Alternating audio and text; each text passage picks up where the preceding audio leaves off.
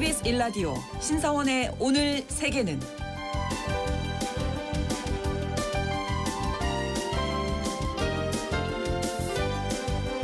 안녕하십니까. 아나운서 신성원입니다.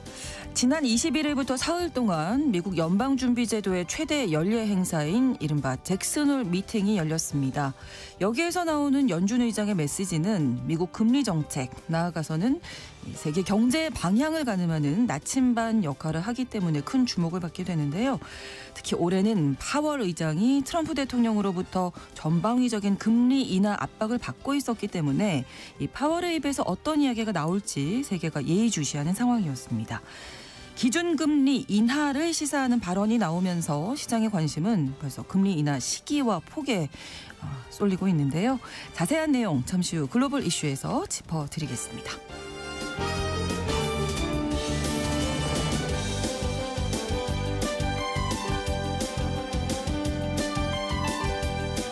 오늘 주목할 국제사회 뉴스는 헤드라인 뉴스와 키워드로 정리해드립니다.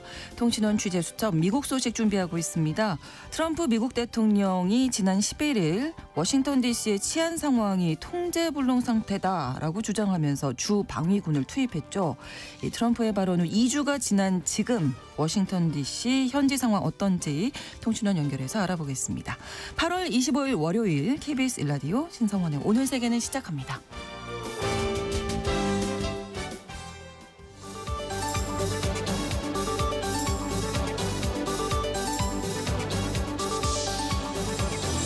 오늘 세계는 헤드라인 뉴스. 한미 정상회담에서 주한미군의 전략적 유연성과 3,500억 달러 규모의 대미 투자기금 구체화가 주요 의제가 될 거라고 미국 언론들이 예상했습니다. 이재명 대통령은 우리 시간으로 오늘 새벽 미국 워싱턴 DC에 도착했는데요. 한미 정상회담은 현지 시간으로 25일, 우리 시간으론 내일 새벽 열리게 됩니다. 이스라엘이 예멘 수도 사나의 석유 저장시설과 발전소 등 에너지 기반 시설을 공습했습니다.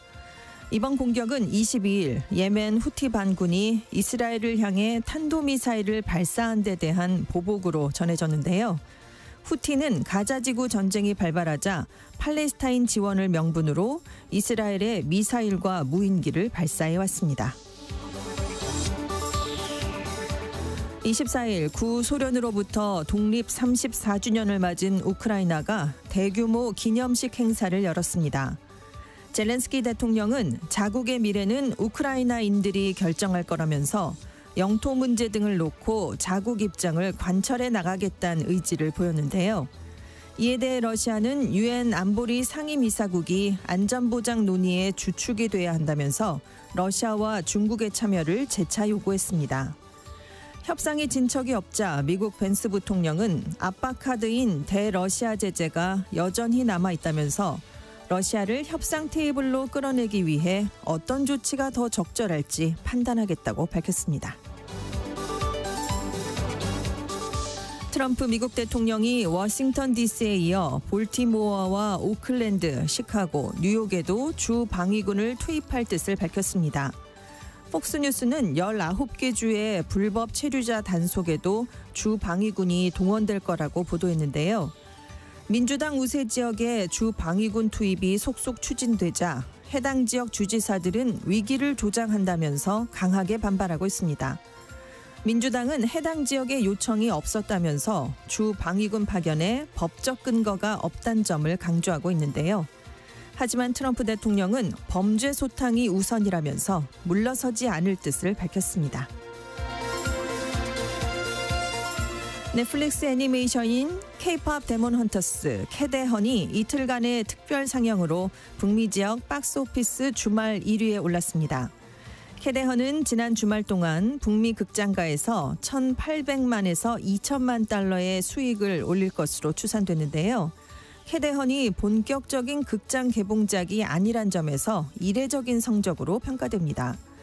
넷플릭스는 6월에 공개된 캐데헌이 세계적인 인기를 끌자 23일과 24일 이틀 동안만 북미 극장가에서 관객들이 영화 속 노래를 함께 부르면서 관람하는 방식의 특별 상영을 했는데요. 북미에서만 1,700개가 넘는 극장이 참여했고 이 중 1,000개 이상의 상영관에선 입장권이 매진됐습니다.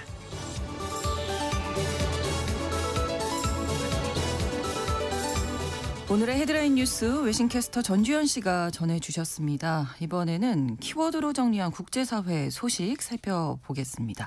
첫 번째 키워드, 한미가 만나는데 크게 떠오르는 중국. 네, 한미 정상회담이 이제 하루 앞으로 다가왔는데요. 그렇습니다.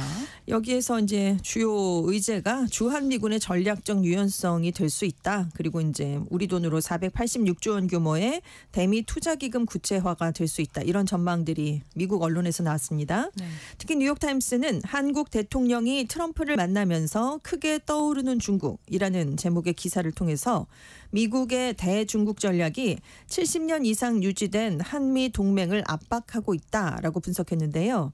이 두 정상이 집권 전 암살 시도에서 살아남았고 북한 지도자 김정은과의 만남에 관심을 갖고 있다는 공통점이 있다라면서도 70년에 걸친 동맹 관계, 특히 중국과 대만의 잠재적 충돌에 대해서는 양측의 우선순위가 갈린다라고 보도를 했습니다.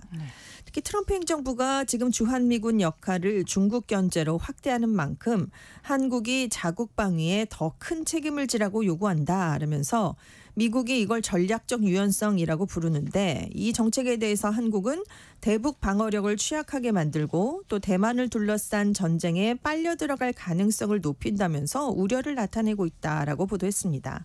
또 MBC는 회담에서 한국이 미국 산업을 위한 3,500억 달러 규모의 투자기금 세부 사항을 구체화하는 논의가 포함될 수 있다라면서 이것은 트럼프 대통령이 한국과 관련해서 강조해왔던 조선업 협력을 중심으로 한다라고 얘기를 했습니다. 또 양국 지도자들에게 더 중요한 주제는 수십 년 된 군사동맹의 미래다. 미국이 오랫동안 북한을 억제하기 위해서 한국에 주둔시키는 약 3만 명의 병력을 한반도 박임무에도 사용할 수 있는 더 큰 유연성을 수용하라라고 촉구해왔는데 이런 요구가 트럼프 제재에서 더 강해졌다라고 보도를 했습니다. 네. 또 월스트리트저널도 한국에서 일종의 국가적 구호가 된 마스가가 미국 트럼프 대통령에게 효과가 있을 것이다 이렇게 예상을 했는데요. 왜냐하면 양안 갈등과 관련해서 2027년으로 지금 예상이 되고 있는 중국의 대만 침공 가능성에 대비하려면 갈수록 미국이 중국과 격차가 벌어지고 있는 해군력을 시급하게 보강해야 되는데 여기에 한국 조선산업협력이 필수적이다 이런 분석을 내놨습니다. 한편 미국 워싱턴 DC의 싱크탱크인 전략국제문제연구소의 시드니 사일러 선임 고문은 트럼프 대통령이 중국의 경제적, 군사적 위협에 대응하는 파트너로서 이 대통령의 공개적인 발언을 더 많이 끌어내야 되겠다라고 느낀다면 이 점이 이재명 대통령을 궁지로 몰아넣을 수 있다라고 예상했습니다. 네, 과연 어떤 이야기가 나올지 궁금해집니다. 다음 키워드, 보복 캠페인의 새로운 장을 열었다. 미국 연방수사국이죠. FBI가 22일에 트럼프 1기 행정부 당시 백악관 국가안보보좌관을 지낸 존 볼턴의 자택과 사무실을 전격 압수수색했습니다. 다만 볼턴 전 보좌관이 구금되거나 체포되진 않았는데요. 이 FBI는 볼턴 전 보좌관이 2020년 6월에 출간한 회고록, 그 일이 일어난 방 등을 통해서 국가기밀을 누설했다는 의혹을 받아왔다. 이건 정당한 수사였다라고 주장을 했습니다. 하지만 트럼프 대통령이 반대파를 위협하려고 연방 수사기관을 동원한 게 아니냐 이런 비판이 커지고 있는데요. 워싱턴 포스트와 뉴욕타임스, 월스트리트저널 등은 미국 민주주의와 법치주의가 위기를 맞았다. 연방 수사기관에 대한 신뢰도 하락해버렸다라면서 트럼프식 보복 정치를 우려했습니다. 특히 뉴욕타임스가 대통령이 비판자들을 향한 보복 캠페인에 새로운 장을 열었다라고 비판을 했고요. 워싱턴 포스트는 행정부를 정적 공격의 무기로 삼는 건 상호 보복의 악순환을 촉발한다라고 지적을 했습니다. 그래서 트럼프 대통령에게 압수수색 사실에 대해 알고 있냐, 이거에 대해 어떻게 생각하냐라고 취재진이 물어봤더니요. 난 아무것도 모른다. 나도 뉴스 보고 알았다. 이렇게 답을 했다고 합니다. 볼턴 전 보좌관, 이란, 북한, 러시아 등에 대해서 강경 정책을 주장하는 신보수주의자, 이른바 네오콘의 대표적인 인물입니다. 네. 2018년 4월부터 2019년 9월까지 트럼프 일기에서 백악관 국가안보보좌관을 지냈는데요. 내내 대통령과 사이가 좋지 않았습니다. 그렇죠. 특히 트럼프 대통령이 일기에서 주요 치적 중에 하나로 내세우는 북미 정상회담에 대해서 매우 부정적인 입장을 보였는데요. 네. 경질된 이후에도 언론, 강연, 회고록 등을 통해서 트럼프 대통령을 비판한 대표적인 반트럼프 인사로 꼽히고 있습니다. 네. 특히 회고록을 보면 트럼프 대통령을 대통령직에는 부적합한 인물이다 이렇게 얘기했고요. 트럼프 일기 행정부의 각종 난맥상 외교 비화를 폭로해서 큰 파장을 일으킨 적도 있습니다. 그런데 이제 왜 이 시점에 그럼 압수수색이 들어갔느냐? 워싱턴 포스트는 볼턴 전 보좌관이 최근에 트럼프 대통령과 푸틴 러시아 대통령의 정상회담을 비판한 뒤에 본격적으로 대통령의 눈밖에 난 것 같다 이렇게 진단을 했는데요. 그렇군요. 왜냐하면 볼턴 전 보좌관이 정상회담이 이루어지기 사흘 전에 인터뷰를 하면서 네. 이미 회담이 개최된다는 것만으로 푸틴이 승리했다라면서 트럼프 대통령을 비판했습니다. 예. 그러니까 트럼프 대통령이 우크라이나 전쟁 종식을 어렵게 만드는 어리석은 사람들 중에 하나로 볼턴 전 보좌관을 지목했는데 압수수색까지 이루어졌습니다. 네. 자, 이번 수사를 주도하고 있는 인물이죠. 파텔 FBI 국장이 작성을 했다고 알려져 있는 이 블랙리스트 논란도 있습니다. 이 파텔 국장이 2023년 1월에 연방정부가 익명의 기득권 관료 집단인 딥스테이트에 의해서 좌우되고 있다라는 확인이 되지 않은 주장을 담은 책을 출간했습니다. 이게 제목이 정부의 깡패들 뭐 이런 제목이었는데요. 당시에 트럼프 대통령이 재집권을 한다면 네. 딥스테이트에 연루된 여러 인물을 손볼 뜻이 있다 이렇게 얘기를 했습니다. 그런데 이 볼턴 전 보좌관이 파텔 국장이 꼽은 명단 60명 중에 5번째로 수사 대상이 됐다라고 가디언이 짚었는데요. 네. 지금 볼턴 전 보좌관만 수사를 받는 게 아니라 2016년에 미국 대선에 러시아 개입 의혹을 수사했던 제임스 코미 전 FBI 국장, 그리고 존 브레넌 전 CIA 국장, 그리고 2018년에서 19년 사이에 칼럼과 저서에서 트럼프 대통령을 내부 고발했던 마일스 테일러 전 국토안보부 장관 보좌관은 현재 다 법무부의 수사 대상에 올라 있습니다. 또 2019년 트럼프 대통령의 탄핵 청문회에서 좀 불리한 증언을 했던 빈드먼 전 중령은 쌍둥이 형제가 또 우크라이나 원조 사업과 관련해서 검찰 수사를 받고 있는데요. 네. 다 이 블랙리스트에 올라 있었기 때문에 지금 주목을 받고 있습니다. 근데 이제 트럼프 대통령이 의원이라던가 전직 관료 이런 사람들 말고도 자신을 비판했거나 민주당과 가까운 대중문화계 인사들까지 지금 겨냥을 하고 있는데요. 네. 대표적으로 흑인 사회와 민주당 지지층의 상징적인 인물인 방송인 오프라 윈프리도 있고요. 비욘세도 있습니다. 반 트럼프 선동자다 이렇게 부르면서 네. 이들을 검찰이 기소해야 된다 이렇게 주장을 하고 있는데 가디언은 트럼프가 나는 딥스테이트와 싸운다라고 얘기를 하면서 정작 스스로 국가 권력을 무기화하고 있다. 트럼프에게 칼끝을 겨눈 사람이라면 누구든 보복 면단에 오를 수 있다는 걸 보여주는 것이 아니냐 이렇게 비판하는 글을 실었습니다. 네. 다음 키워드 현실화되는 스낵플레이션. 네, 트럼프 미국 대통령이 상호 관세 정책을 전 세계적으로 펴면서 관세라는 건 외국 기업과 정부가 부담을 하는 거다.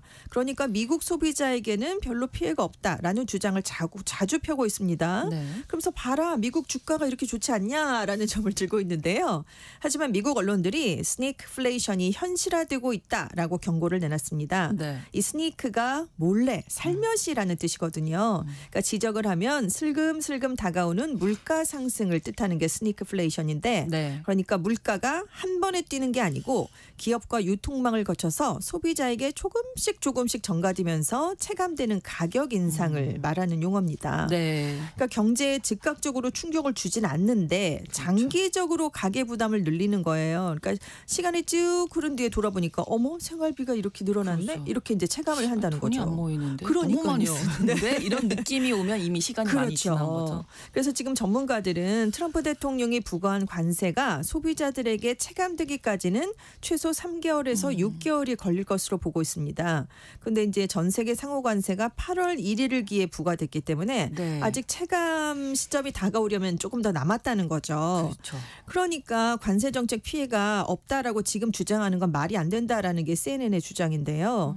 중국과 유럽의 외국 수출업체들이 관세만큼 손해를 감수하고 가격을 낮추지 않아서 지금 미국 수입업자와 소매업자, 소비자가 비용을 떠안고 있는데 결국 부담은 수입업자와 소비자들에게 돌아갈 수밖에 없다라고 진단을 내렸습니다. 네. 골드만삭스가 6월까지는 소비자가 관세 비용의 22%를 지불했지만 10월이 되면 비중이 67%로 높아진다라고 전망했거든요. 장기적으로는 이 비율이 70% 이상까지 올라갈 수 있다라는 건데요. 국내 기업들이 가격을 따라서 올리면 사실상 100%까지도 될 수 있다라고 보고 있습니다. 그렇군요.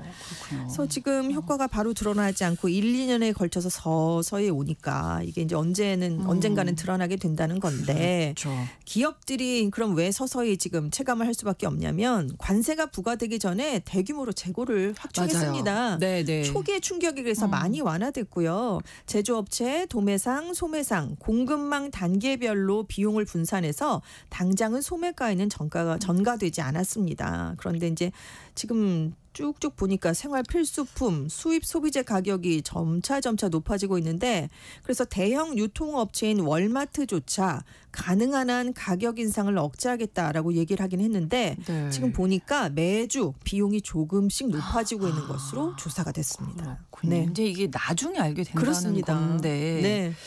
트럼프 대통령 임기 동안에 관세 정책을 거두지는 않을 그렇죠. 거거든요. 네. 또 다른 얘기를 하겠죠.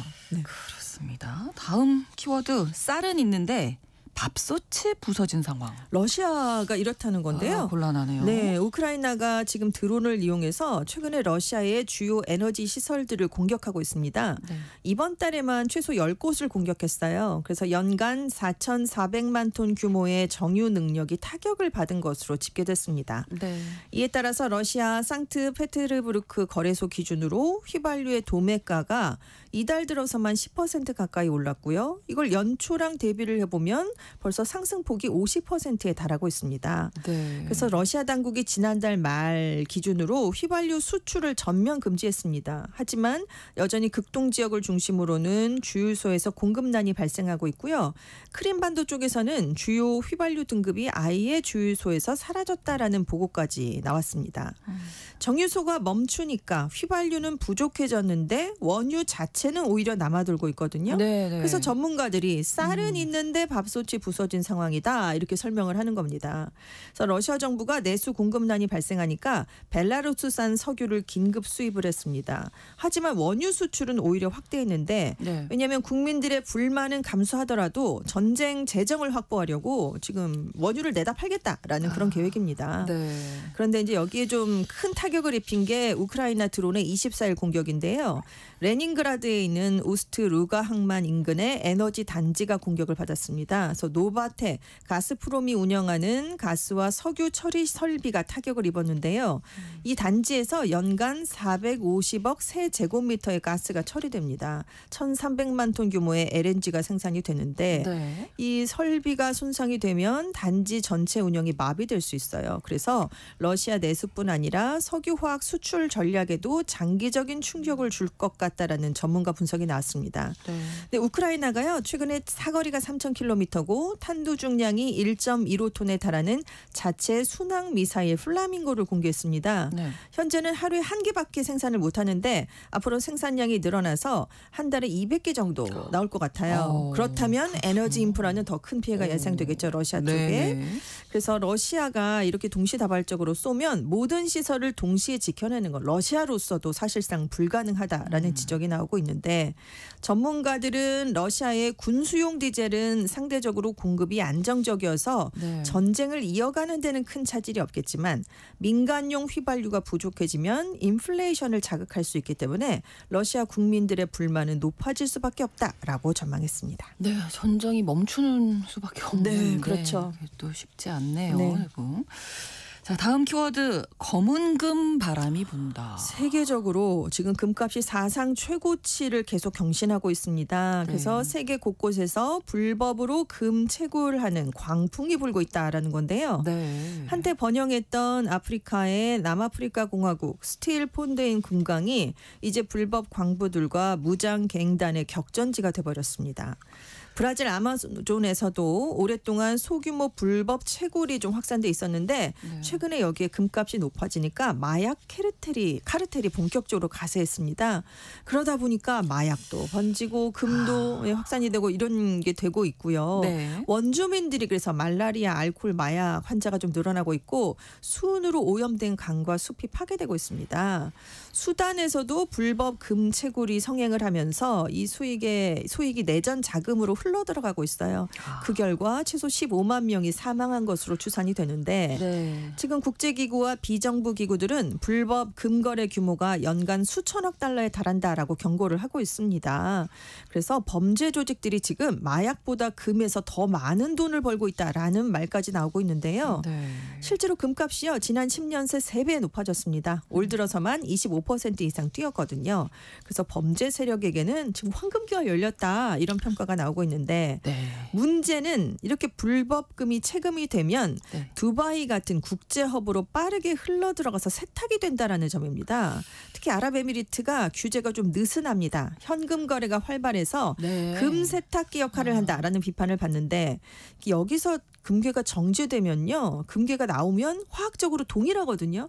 원산지를 구분할 방법이 거의 없다고 합니다. 그러니까 이걸 막기가 굉장히 힘들다는 건데. 그렇겠네요. 그래서 전문가들은 국제사회가 이 문제를 지금처럼 방치하면 불법 금 산업이 마약 카르텔보다 더 거대한 범죄 제국으로 성장할 수 있다라고 지적을 하고 있습니다. 그래서 이제는 금이 단순한 귀금속이 아니다. 전쟁, 범죄, 불평등을 먹여 살리는 연료가 되고 있는데 결국 이 문제는 전 세계가 함께 감당해야 할 숙제가 될 수밖에 없다라고 전문가들이 우려하고 있습니다. 생각보다 정말 심각한 그렇습니다. 문제가 아닐 수가 없네요. 자, 오늘 소식은 여기까지 듣도록 하겠습니다. 헤드라인 뉴스와 키워드 외신캐스터 전주현 씨가 전해주셨습니다. 고맙습니다. 네, 감사합니다. KBS 라디오 신성원의 오늘 세계는 1부 마무리하겠습니다. 11시 30분부터 일부 지역에서는 해당 지역 방송 보내드립니다. 나일스 바클리의 크레이지 함께 듣겠습니다.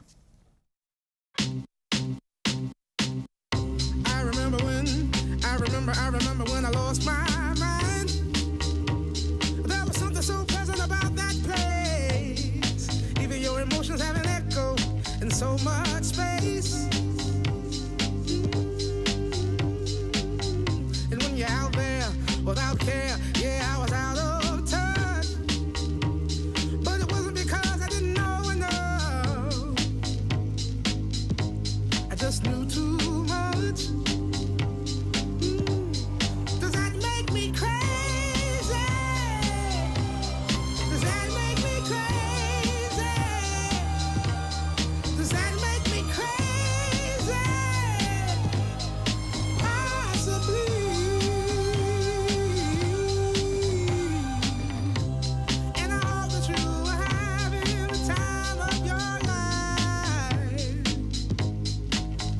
Think twice.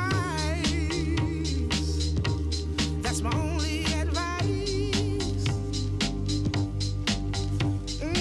Come on now, who do you think you are? Bless your soul. You really think you're in control? Well, I think you're crazy.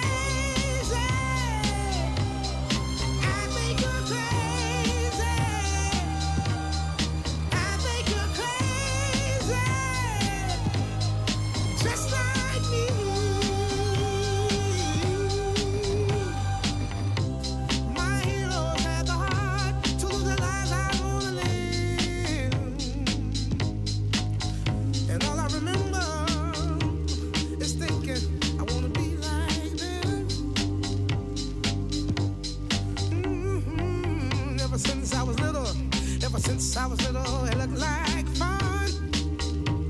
If there's no coincidence, I've come.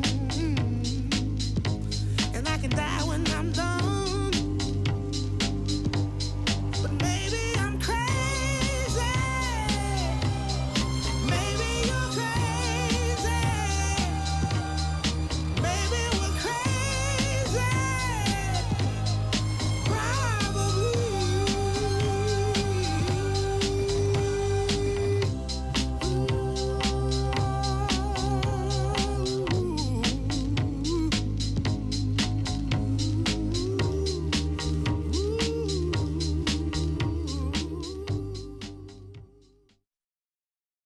지금 시각은 11시 30분입니다. KBS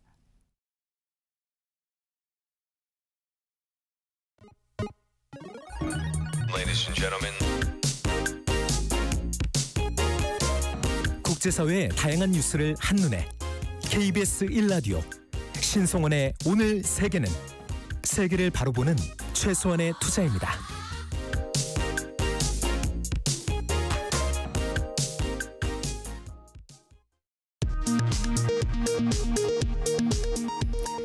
이 시각 라디오 정보센터 뉴스입니다. 한미 정상회담을 앞둔 이재명 대통령은 도쿄에서 워싱턴 DC로 향하는 공군 1호기에서 기자들과 만나 국가 공공이익을 최우선으로 두겠다면서 최종적으로는 현실적이고도 합리적인 결론에 이르게 될 것이라고 밝혔습니다. 북한 문제와 관련해선 제한 없이 이야기는 다 해볼 생각이라고 말했습니다. 이재명 대통령은 대표적 탄핵 반대파 2명이 국민의힘 당대표 선거 결선에 올라간 것과 관련해 내란에 동조한 것 같은 정치인 지도그룹이 형성되는 것은 참 어려운 문제라면서도 공식적인 야당 대표가 선출되면 당연히 대화해야 한다고 밝혔습니다. 내란 특검팀이 한덕수 전 국무총리에 대한 구속영장을 청구한 데 이어 법무부와 대검찰청 등에 대한 압수수색에 착수했습니다. 압수수색 대상엔 박성재 전 법무부 장관과 심우정 전 검찰총장도 포함됐습니다. 윤석열 전 대통령의 부인 김건희 씨가 구속 후 4번째 조사를 받기 위해 특검팀에 출석했습니다. 김 씨를 둘러싼 각종 의혹에 얽혀있는 건진법사 전성배 씨도 구속 이후 처음으로 특검에 출석했습니다. 이른바 더 센 상법 개정안이 여당 주도로 국회 본회의를 통과했습니다. 이번 상법 개정안은 자산 규모 2조 원 이상 기업의 집중 투표제 시행을 의무화하고 감사위원 분리 선출을 확대하는 내용을 담고 있습니다. 같은 날 정년퇴직한 정규직 직원과 기간제 근로자 중 정규직에게만 성과금을 지급한 것은 차별이라는 법원 판단이 나왔습니다. 지금까지 라디오 정보센터 뉴스 정한나였습니다.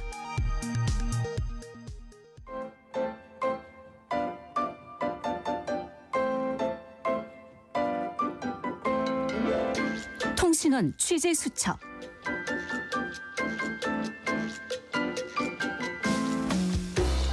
통신원 취재 수첩입니다. 이 도널드 트럼프 미국 대통령이 미국 수도죠. 이 워싱턴 DC 내 노숙인과 범죄와의 전쟁을 선포하면서 군대까지 동원했습니다. 앞으로 시카고 등 또 다른 도시로 확대될 거라고 하는데요.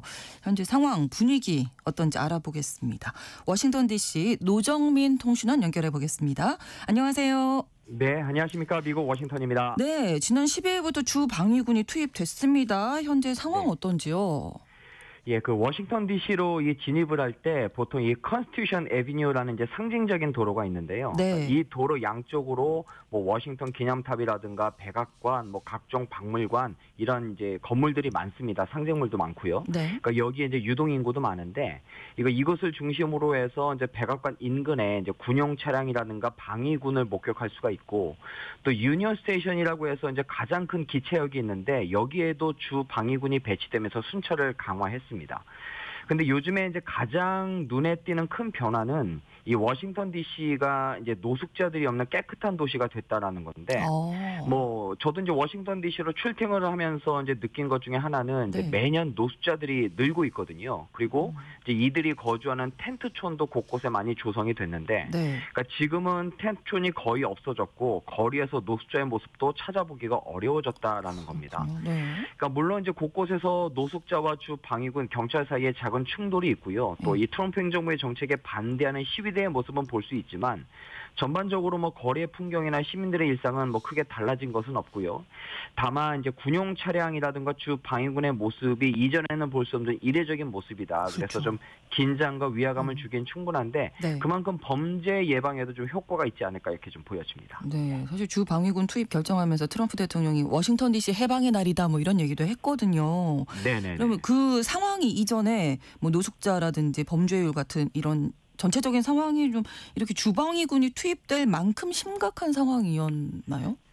그럼 뭐 아까도 제가 말씀드렸지만 사실 이제 워싱턴 D.C. 내에는 정말 그 노숙자들이 좀 많았거든요. 많기는 했었고. 뭐 공원도 그렇고 뭐 거리 건물 앞이나 이제 많았는데, 예. 근데 오늘 뭐 또 이제 워싱턴 D.C.로 이제 출근한 한 지인으로부터도 들은 내용인데, 네. 뭐 사실 이제 이 노숙자들이 점령했던 벤치가 그동안은 모습을 볼 수가 없었는데 이제 그 모습을 이제 처음으로 보면서 여기에 벤치가 있었구나라면서 뭐 새로운 사실을 알았다 뭐 이런 이야기도 하고요. 사실은 이제 노숙자들이 워낙 많으니까 이제 그런 점에서 볼 때 이제 미국의 수임에도 불구하고 뭐 미화라든가 위생 범죄 등에서 사실 취약할 수밖에 없었거든요. 네. 그런데 일단 주 방위군이 투입된 이후에는 확실히 달라진 모습이고요. 게다가 워싱턴 D.C.에서 사실 총격 사건이라든가 강도, 살인 이런 강력 범죄 뉴스가 종종 들려왔고 네. 어떤 곳은 사실 지나가기가 두려울 정도로 우범 지역인 적도 있거든요. 네. 그런데 이번 트럼프 행정부 조치로 다소 안전해지지 않겠느냐 이런 기대도 좀 있습니다. 그런데 이 워싱턴 D.C. 경찰국의 통계에 따르면 사실 폭력 범죄나 강도 건수 같은 경우에는 계속 하락 추세에 있었거든요. 네. 그러니까 2023년 여름에 각종 범죄 건수가 정점을 찍은 이후에 크게 줄어들었다고 하는데 이 트럼프 대통령의 주장처럼 통제불능의 상태는 아닌 것이 아니냐 이런 지적이 좀 있습니다. 그럼 이렇게 주방위군까지 투입을 한 그 이유는 어떻게 보면 될까요? 아무래도 이제 그 트럼프 대통령이 이런 강경 정책을 앞세워서 지층 결집을 꾀하려는 게 아니겠느냐 이런 분석이 미국 언론이나 정치권에서 나오고 있는데 그렇죠. 아무래도 이제 워싱턴 D.C.는 범죄 소굴이다 이런 이미지를 더 씌우면서 좀 민주당을 견제하려는 포석에 깔린 것이 아니겠냐 이렇게 풀이하고 있거든요. 네. 그러니까 왜 그러냐면 워싱턴 D.C.가 사실 민주당 지지세가 강합니다. 그리고 이 워싱턴 D.C.를 중심으로 인접해 있는 버지니아주나 메릴랜드주도 역시 민주당 지지세가 강하거든요. 네. 그러니까 그만큼 이 워싱턴 D.C.를 타겟으로 해서 이제 범죄의 단호히 대응하는 강력한 지도자의 모습을 보여줌과 동시에 어떤 민주당을 압박하려는 그런 모습이 아니겠느냐 이런 분석이 나오고 있는 거고요. 네. 또 한편으로는 지금 트럼프 대통령의 지지율이나 정책 등이 잘 안 되고 있다라는 뜻으로도 좀 볼 수 있거든요. 그러니까 지금 지지율이 40% 턱걸이를 유지하고 있고 또 각종 정책이라든가 성과에 대한 민심도 나쁜 상황이기 때문에 네. 내년 중간선거 패배에 대한 위기의식이 좀 많이 깔려 있는 것 같아요. 그러니까 여기에 이 때문에 좀 뭔가 지층 결집을 위한 하나의 무리수를 던진 거 아니겠느냐 이런 지적도 좀 나오고 있습니다. 네. 정치권이나 시민들 반응은 어떻습니까? 지금 워싱턴 D.C. 시정부는 일단은 이제 행정부에 대해서 이제 소송을 제기했고요. 그렇죠. 또 이렇게 민주국가에서 군대를 쉽게 동원하는 것 자체가 위험하고 부당하다. 이런 것이 일상화되어가는 것이 우려스럽다. 이런 반응이고요. 네. 지금 백악관 주변이라든가 워싱턴 D.C.에서는 이 트럼프 대통령의 정책에 반대하는 집회도 좀 많이 열리고 있습니다. 네.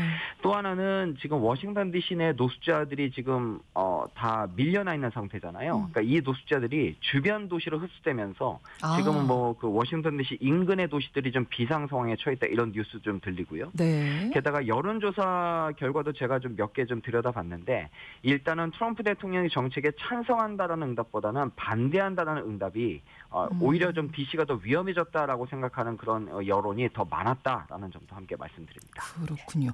자, 그런데 트럼프 대통령이 지금 이제 워싱턴 D.C. 다음으로 시카고를 지목했습니다. 여기에 주방위군 투입하겠다 이렇게 예고를 한 상황이잖아요. 네. 네. 그러니까 트럼프 대통령이 지난 22일에 그런 이야기를 했는데, 그러니까 일리노이주의 시카고를 지목했잖아요. 네. 그런데 공교롭게도 일리노이주 주지사와 시카고시장 모두 민주당 인사거든요.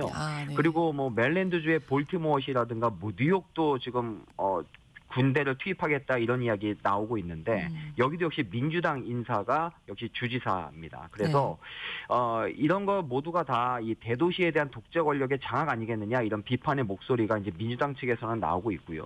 근데 이제 관건은 과연 대통령이 주지사의 동의 없이 주 방위군을 법적으로 이렇게 투입할 권한이 있느냐 이제 이게 관건인데 네. 법률 전문가들은 이 주지사 동의 없이 대통령이 주 방위군을 파견할 권한이 없다 이렇게 보고 있거든요. 그러니까 여기에 대해서 앞으로 논란이 적지 않을 것 같고요. 또 이런 가운데 트럼프 행정부가 19개 주에서 최대 1,700명에 달하는 주 방위군을 앞으로 동원해서 불법 이민 단속을 지원할 계획이라고 하는데 여기에 대해서도 크고 작은 충돌이 예상되고 있어서 앞으로 좀 미국 사회가 좀 더 좀 혼란스러워지지 않겠나 이런 지적도 우려도 좀 나오고 있습니다. 네, 오늘 소식 고맙습니다. 네, 고맙습니다. 네, 미국 워싱턴 DC에서 노정민 통신원이었습니다.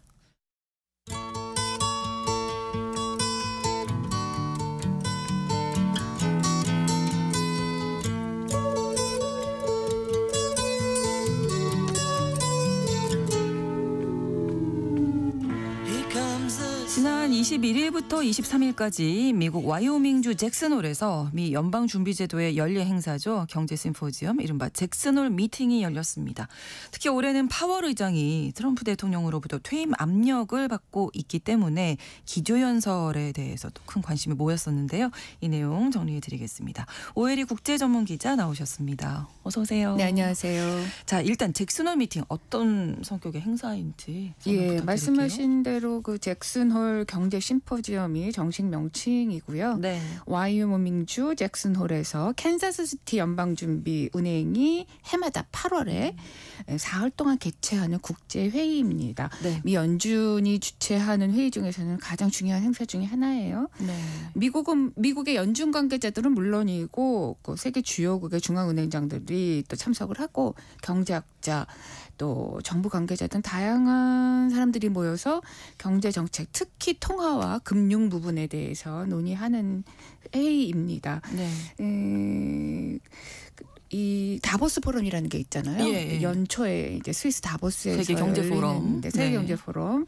이거는 경제 문제뿐만 아니라 다양한 뭐 정치 또 사회 이슈들도 지금 논의하잖아요. 그런데 이 잭슨홀 미팅에서는 주로 통화, 네. 금융 정책만 집중적으로 논의한다는 특징이 있습니다. 올해의 주제는 전환기에 있는 노동시장을 주제로 해서 토론이 이루어졌습니다. 그렇군요. 잭슨홀 이런 지명에서 이제 따온 이름인데 네. 언제부터 이 행사가 시작됐을까요? 원래는 다른 곳에서 있었는데 네. 1982년부터 잭슨홀로 이제 개최지가 바뀌어서 네. 현재에 이르고 있습니다. 여기서 잭슨은 사람 이름에서 따온 거고 홀은 뭐 이 우리가 무슨 어떤 회관 이런 예. 홀이 아니라 구멍할 때 하는 그 홀이에요. 아, 그렇군요. 네, 그런데 네. 이 와이오밍주 북서부에 있는 그랜드 티턴 국립공원의 거대한 계곡 안에 있습니다. 이 잭슨이라는 이름은 19세기 초에 이곳을 개척했던 탐험가이자 뭐 사냥꾼의 네. 이름에서 따왔다고 해요. 그리고 홀이라고 하는 지명은 뭐 골짜기 이런 뜻도 있지만 이 잭슨이라는 사람이 주로 이제 사냥을 많이 하다 보니까 네. 구멍을 파가지고 덫을 많이 넣고 이래서 거기서 그래서 유래됐다라는 그 설이 있습니다. 예. 이제 사진을 보면은 정말 뭐 만년설을 덮고 있는 거대한 이 산악을 배경으로 해서 이게 기념사진 네. 찍은 거 많이 보셨을 것 같은데 정말 8월 한여름에 최고 기온이 23도에서 25도 밤에는 한 4, 5도 정도라고 하니까 정말 와. 경제 관련된 분들이 모여서 골치 아픈 경제를 이제 논의하는 동시에 네. 여름에 휴가도 보내는 그런 행사입니다. 마음을 열고. 예, 원래 이렇게 잭슨홀로 옮긴 게 그 1982년 당시에 이제 경제가 굉장히 미국 경제가 좋지 않아서 시위꾼들로부터 피하기 위해서 이렇게 깊은 산골로 옮겼다라는 설이 있고 당시 폴 볼커 당시 연준 의장이 낚시광이었다 그래요. 근데 여기가 아주 그 송어 낚시 그 유명한 곳이군요. 플라잉 송어 낚시 영화에 많이 나오죠. 네네. 그 플라잉 송어 낚시에 여기가 성지래요. 그래서 이게 볼커 위원장이 낚시도 좀 하고 이렇게 위해서 일로 옮겼다는 설이 있습니다. 약간 좀 머리를 좀 식히고 싶은 맞아요. 그런 의미도 좀 있지 않나 싶은데 그래도 최대 관심사 올해는 미 연준 의장의 기조연설이 특히 관심이었습니다. 네, 그렇습니다. 이 기조연설에서 과연 이제 어떤 말이 나올 것인가라는 게 뭐 미국은 물론 전 세계의 관심사였는데 네. 파월 의장이 노동시장의 하방 위험이 커지고 있다라고 하면서 9월에 기준금리 인하 가능성에 좀 신중하게 문을 열었습니다. 예. 노동시장의 공급과 수요가 동시에 줄어들고 있다는 건데요. 그래서 향후 급격한 해고 그리고 실업률의 상승으로 이어질 가능성이 있다 이렇게 지적을 했습니다.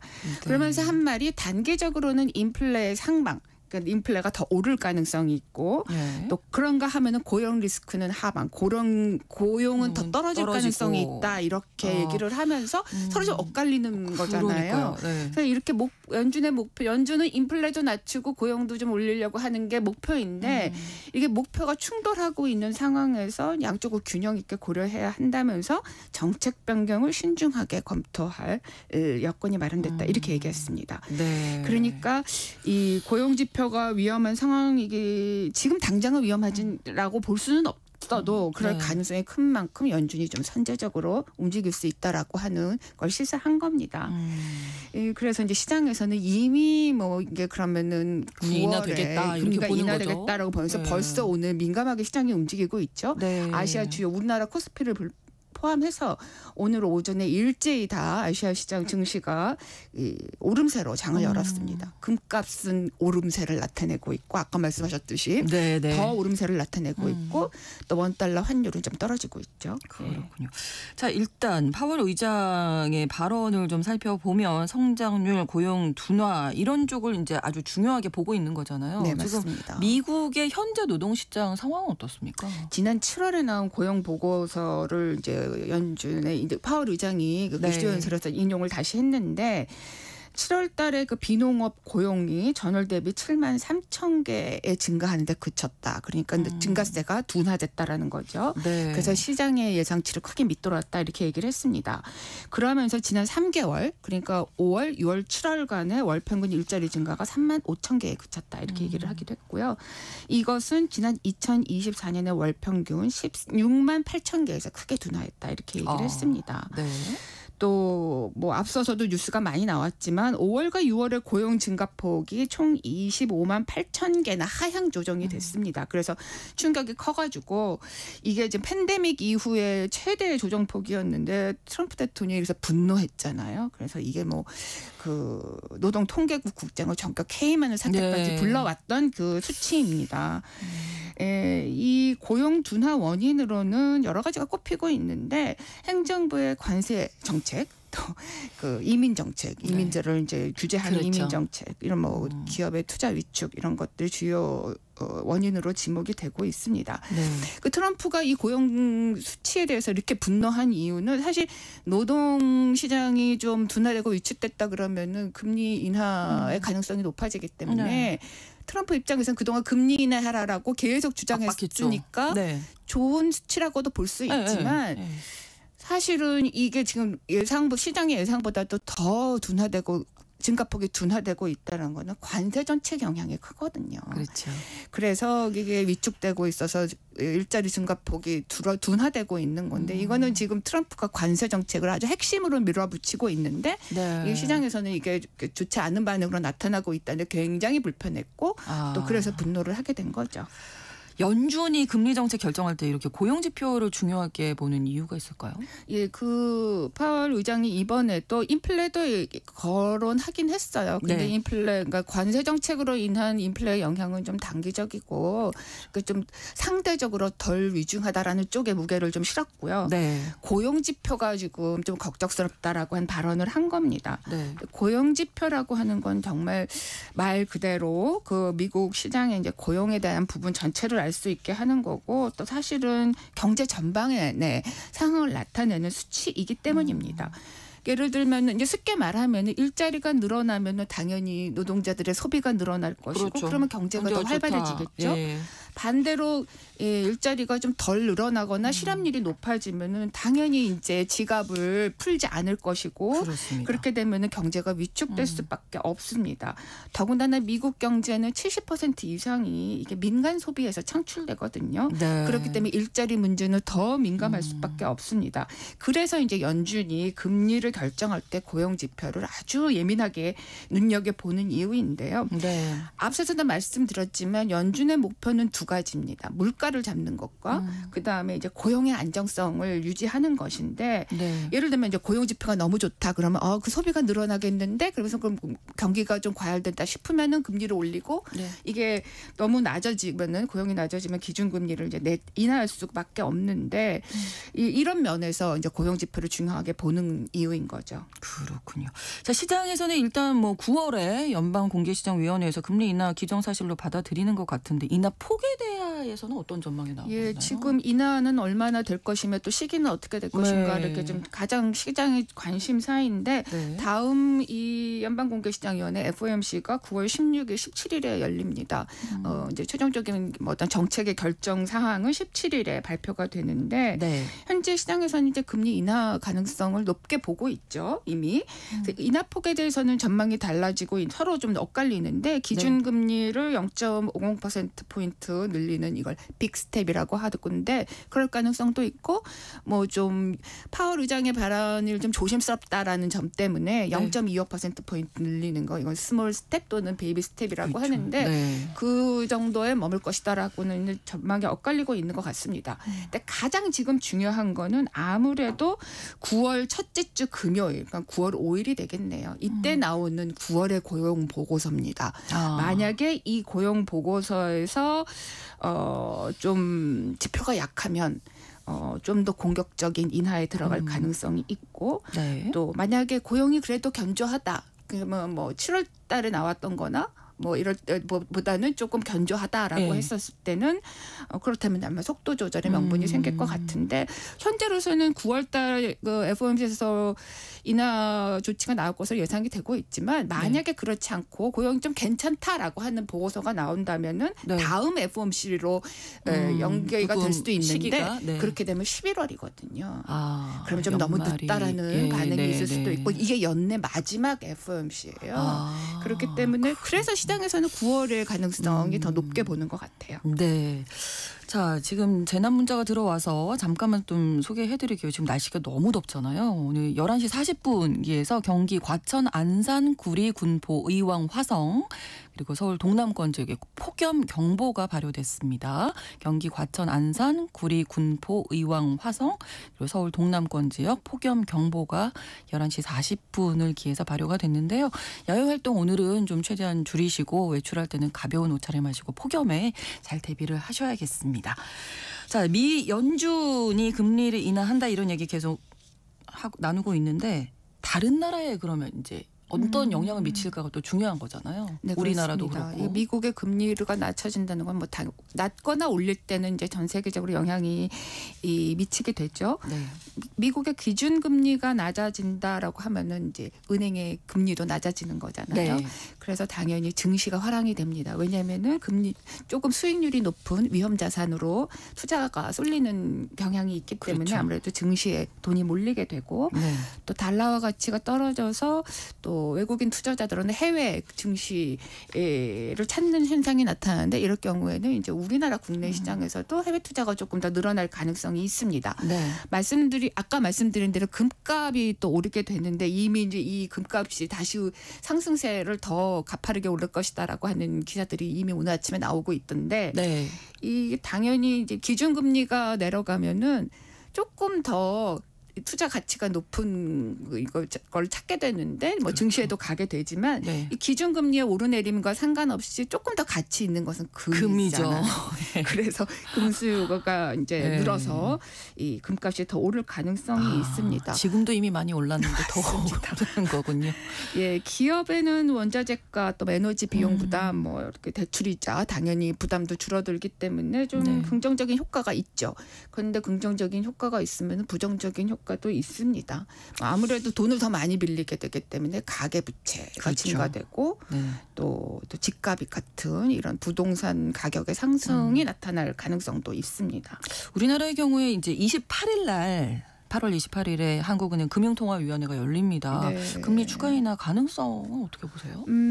지금 우리 정부도 올해 성장률을 0%포인트로 보고 있잖아요. 그래서 당연히 이제 경기를 살리기 위해서는 좀 추가 금리 인하가 필요하다라고 하는 의견도 있죠. 그런데 지금 미국 연준의 금리 정책을 지금 고려해서 여러 가지 한국은행에서도 이제 고민을 하고 있을 것으로 보여집니다. 근데 대체적으로 국내 경제 전문가들의 이제 조사 결과 이런 것들을 보면은 여전히 서울 일부 지역의 부동산 가격이 좀 상승세가 있기 때문에 28일 금융통화위원회에서는 현재의 연 2.50% 기준금리를 또 다시 한번 유지할 걸로 예상하는 분들이 많은 듯합니다.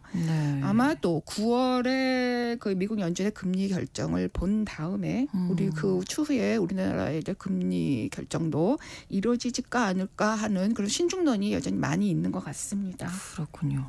또 한 가지 이제 파월 의장이 임기가 2026년 5월이잖아요. 예, 이제 얼마 안 남았는데 어떻게 보면 잭슨홀 미팅 이번에 그 기조연설이 마지막 연설이었어요.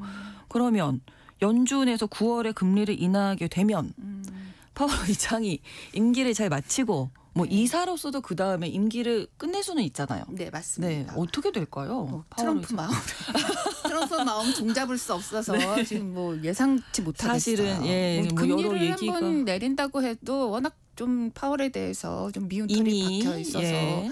어떻게 될지 잘 모르겠는데 이미 이제 후임자를 선임하겠다라고 하는 뭐 후보가 11명이다 뭐 이런 얘기 나오고요. 하는 들어가는 거 곧 들어가는 것 같아요. 아. 근데 어차피 이제 내년 5월이 임기가 마지막 의장으로서의 임기가 마지막이니까 이제 그 후임자를 찾는 그런 프로세스는 필요한데 네. 더 앞당겨질지 여부는 좀 지켜봐야 될 것 같아요. 네, 네. 그런데 이렇게 말씀하신 대로 그 연준의 임기, 의장의 임기는 내년 5월에 끝나지만 이사 임기는 2028년 11월까지거든요. 아, 이 그렇군요. 연준의 의장은 이사들 중에서 한 명을 뽑아서 이제 선임하는 거기 때문에 당연히 이 연준 의장의 임기가 끝나도 이사 임기는 남아 있습니다. 네. 연준의 이사 임기는 14년이거든요. 아. 근데 원래는 이걸 다 이제 의장이 임기가 끝나도 낳은 자녀 이사 임기를 소화할 수도 있고 그런 경우도 많이 있지만 네. 또 최근 들어서는 관례적으로는 이제 의장직을 마치면은 또 예, 그냥 이사 자녀 물러나는 임기가 거예요. 남아 있어도 이제 물러나는 경우도 있었습니다. 근데 네. 아마도 그렇게 되면은 이사 임기를 끝까지 채울 수 있을런지는 지금 좀 미지수인 것 같아요. 네. 예. 뭐 그리고 워낙 상황이 좋지 않기 네, 때문에 상황이 좋지 않죠. 그리고 알겠습니다. 지금 연준 이사들을 또 가려고 하는 트럼프의 움직임이 계속되고 있기 때문에 네. 압박은 계속 파월 의장이 받게 될 것으로 보여집니다. 네, 글로벌 이슈 최근 개최된 잭슨홀 미팅을 중심으로 해서 연준의 금리 인하 가능성 또 국제 경제에 미칠 영향 등에 대해서 알아봤습니다.